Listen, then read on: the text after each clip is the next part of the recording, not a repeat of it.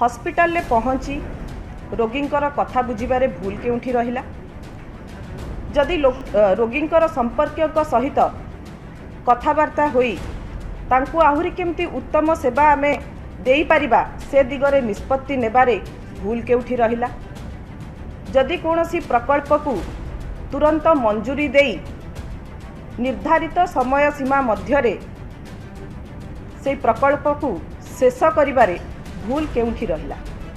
आज आपण देखुथिबे गाँ गहली रे आमर जनसाधारण निजर ग्रीभांस बहुत खुशीर सहित आग्रहर सहित कहि पारुचंती एवं खुशी हेउचंती एइथिपाई जे तांकर जहाँ भी प्रोब्लेम रहुची सेटा तांकर गाँ दांडरे ही समाधान हो पारुछि।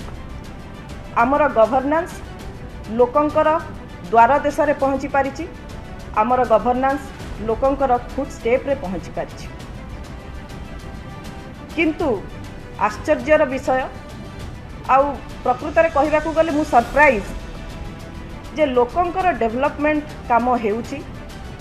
गवर्नमेंट जो डेवलपमेंट काम करूछंती, प्रशासन जो डेवलपमेंट काम करूछंती ताकू देखी मैडम एते भयभीत कौन पाई अछंती। एई प्रश्नर उत्तर मु आगामी दिन रे मैडम को ठारू आशा करूछि।